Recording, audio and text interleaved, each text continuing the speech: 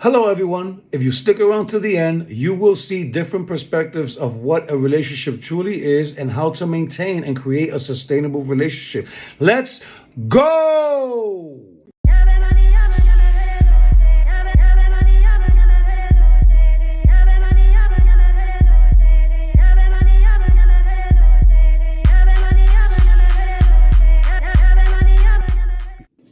Before we get started, I wanted to personally thank everyone who supported and shown interest in our content. We are growing fast, and we cannot do it without you. We love and appreciate you all, but if it's not for you, please go ahead and share our channel to someone who might need this. Follow us and catch me live on IG, TikTok, and Facebook for motivational content. Take a look at our merchandise and support the cause. So look for us, tune in, and let's have some fun. Chapter 11, Relationship Maintenance. Let's remember that when you hear this sound, it's time to pay close attention.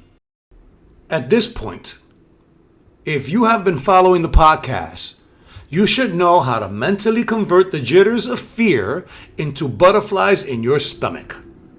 What? Wait a minute.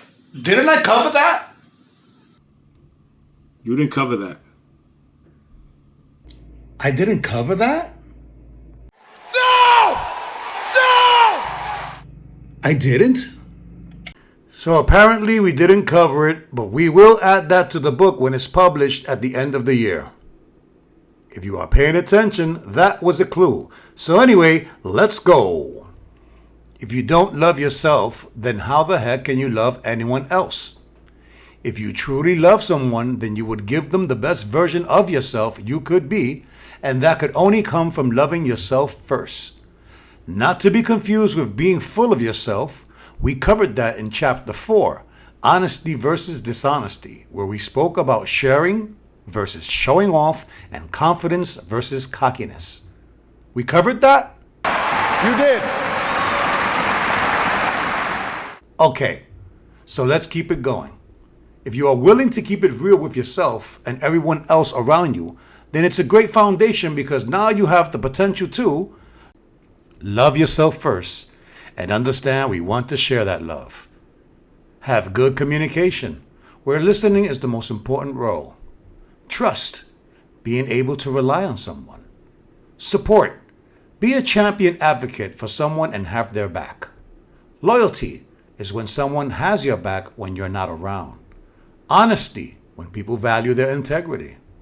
Respect, when you have regard for feelings, wishes, rights, or traditions of other people. Patience, are you trying to love a person who has never experienced real love? Forgiveness is when we give people another chance to get it right and for us to let it go. Fairness of time, to share the seconds that last a lifetime.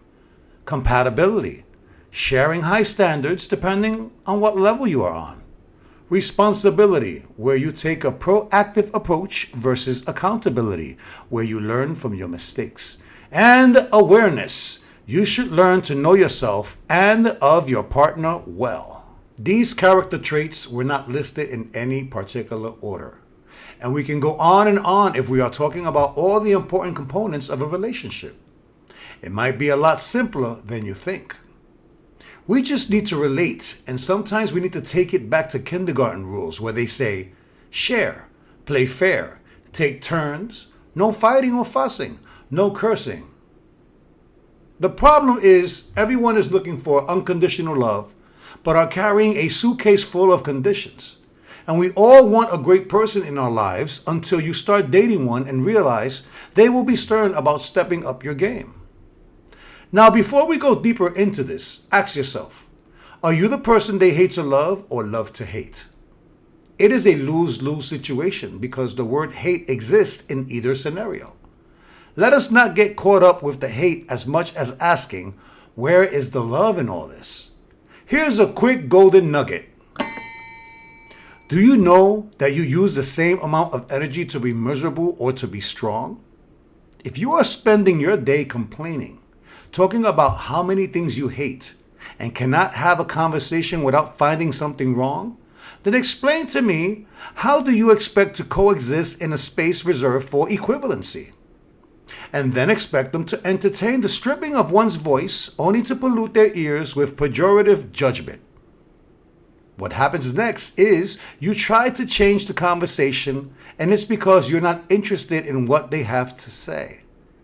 If their conversation happens to be your choice of topic, you will try to outshine and snatch the microphone from them.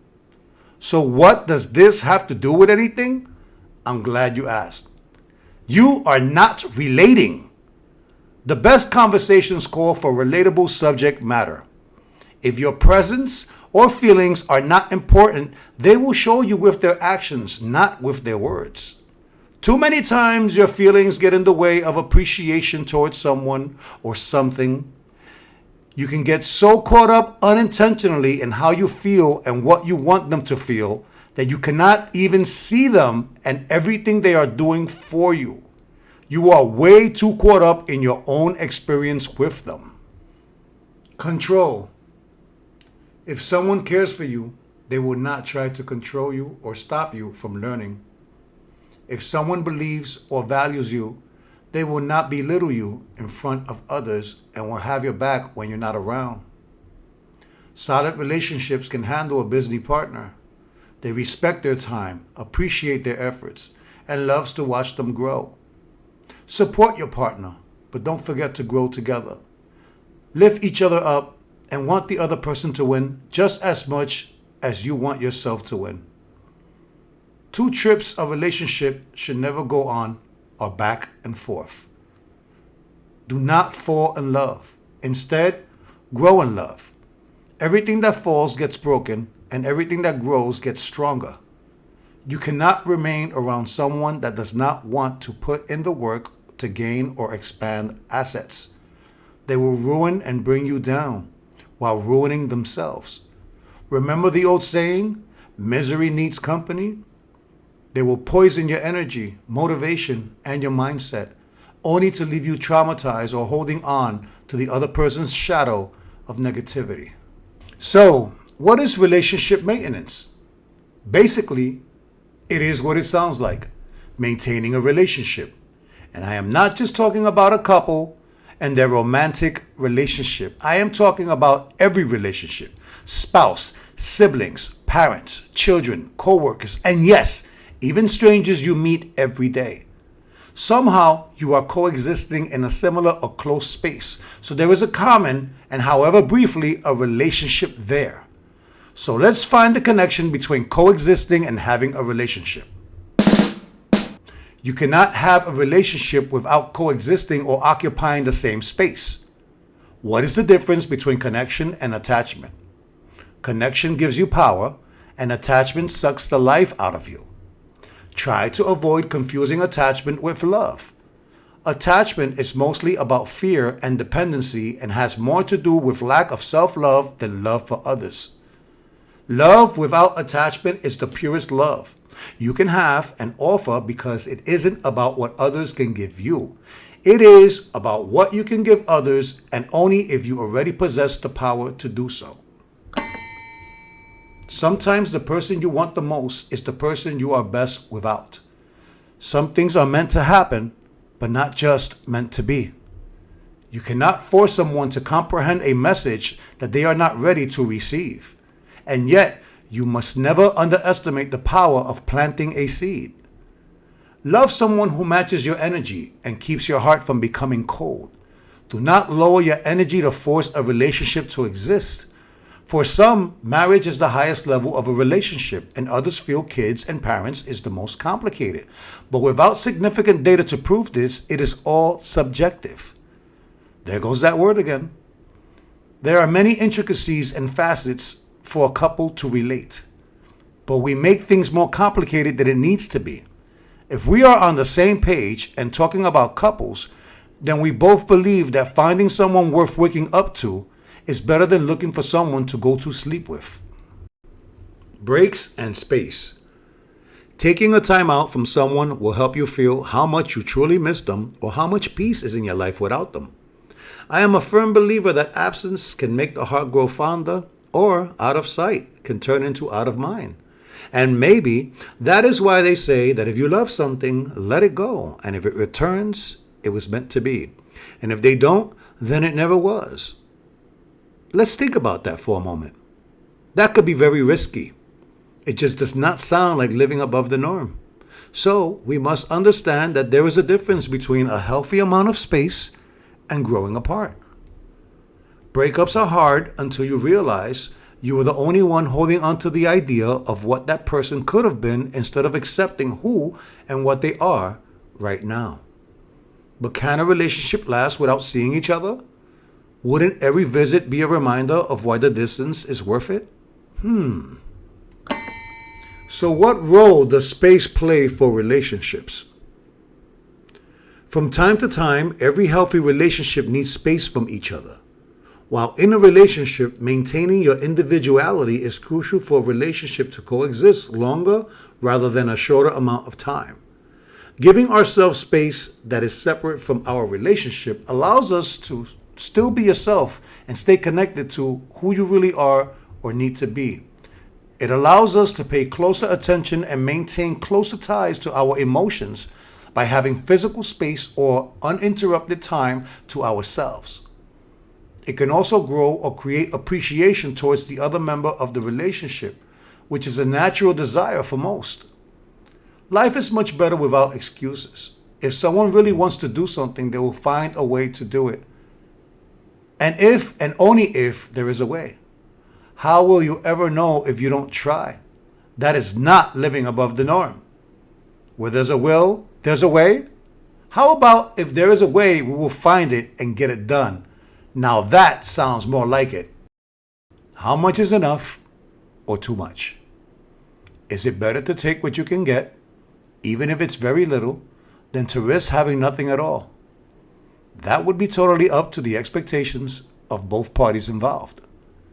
Before you make that choice, let's talk about some things you should really stay away from. You cannot react when you are angry, because you lose all your power and will create a great imbalance. You can also be considered shameless to display this overkill.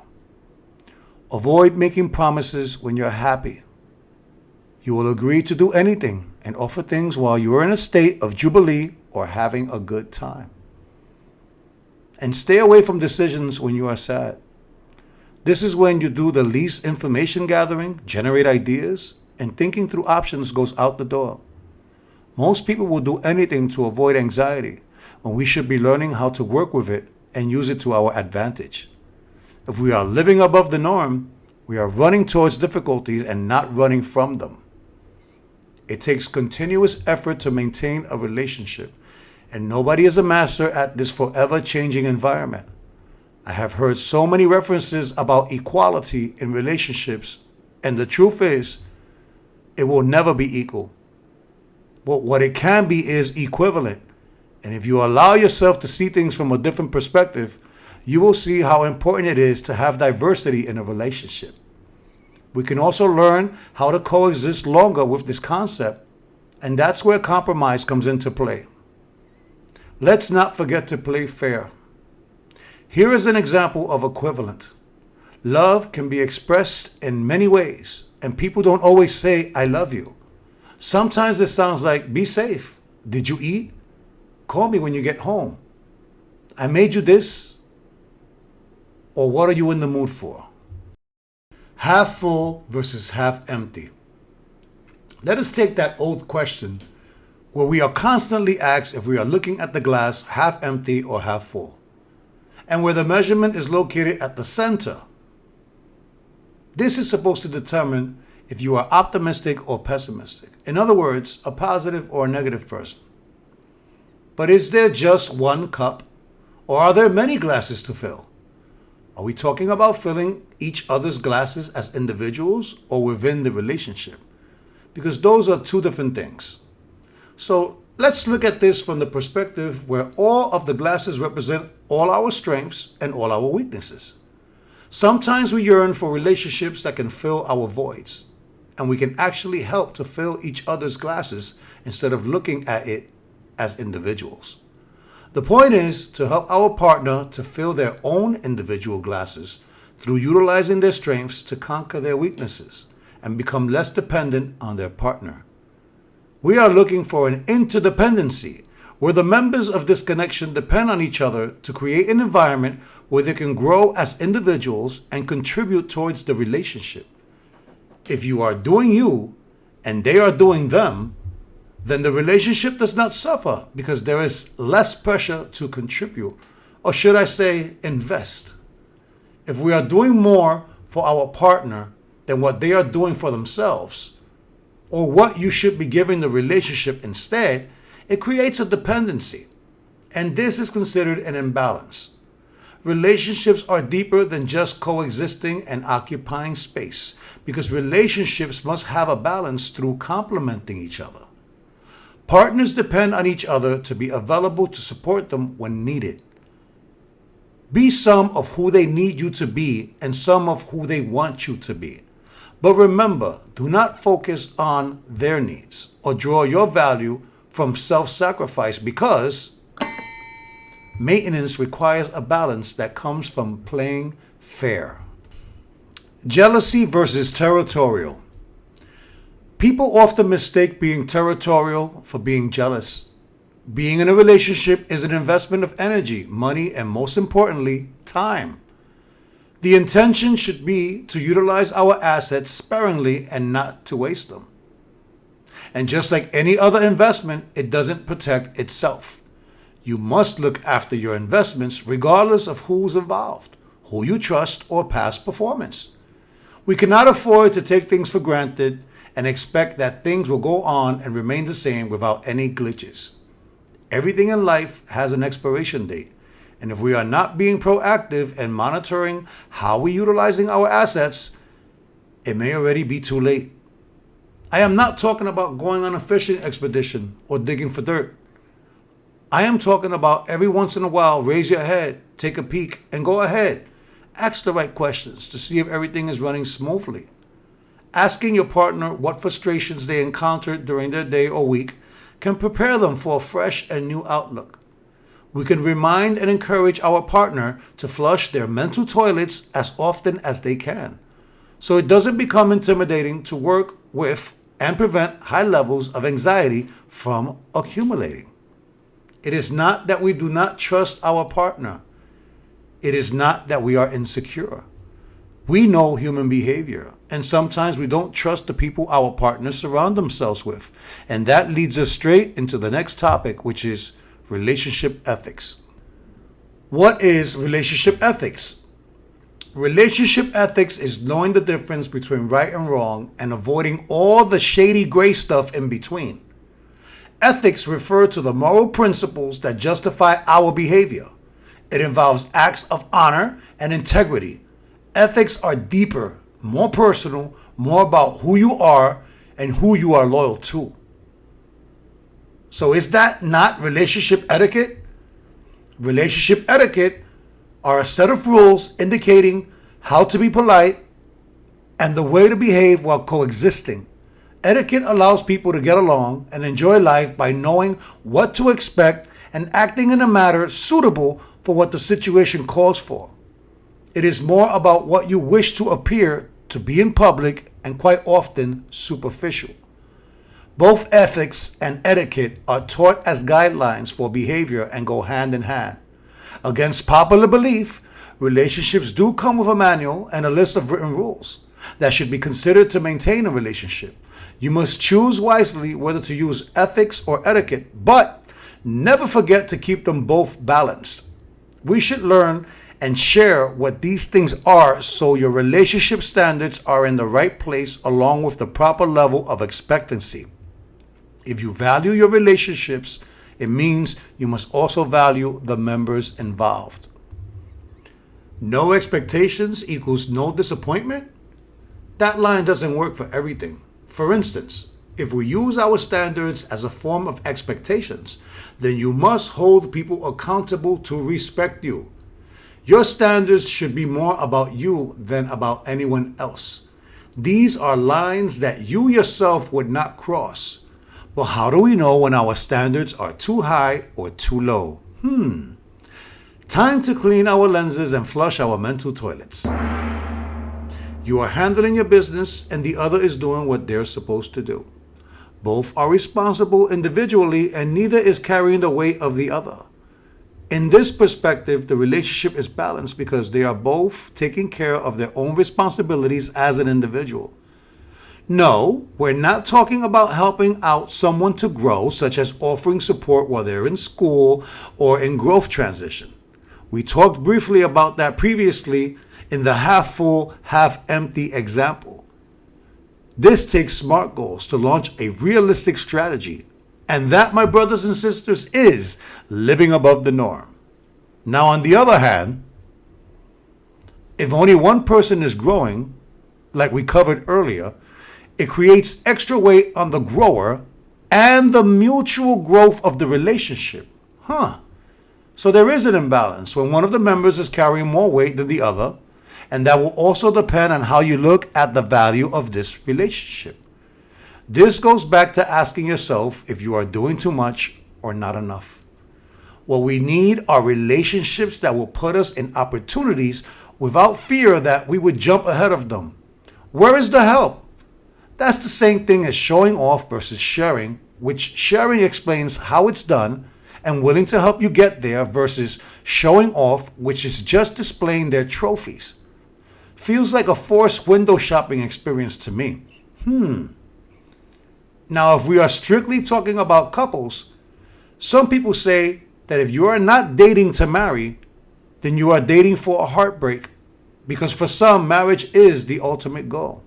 Again, subjective. What contradicts that theory are couples who have dated for over 10 years, then got married and divorced after a year. Some strangers have had sex on the first date and now celebrating their 25th anniversary. Some get married after 3 months and are still happily married. There is no formula to this. Just do what makes you happy. People that have been single for a while are the hardest to love. They have become so used to being independent and self-reliant that it takes something very special to convince them that you are worth it. It is not only until you reach a mutual peace that things will slow down for you and you can honestly relax.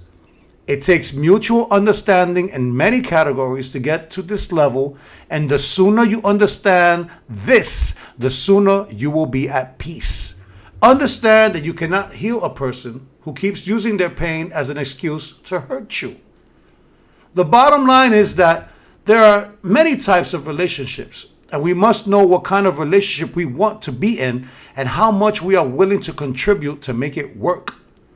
We must be honest about those things for us to grow forward. The more you do for yourself, the less your partner has to cover for you. We should be educating and sharing with each other how to maintain our cohesiveness. And finally, relationship maintenance requires small acts of kindness to honor each other and allow no interference by irrelevant people. The vocabulary word for this podcast is subjective. This is based on or influenced by personal feelings, taste, or opinions, rather than on facts. An example would be to say that chocolate is the best cake flavor.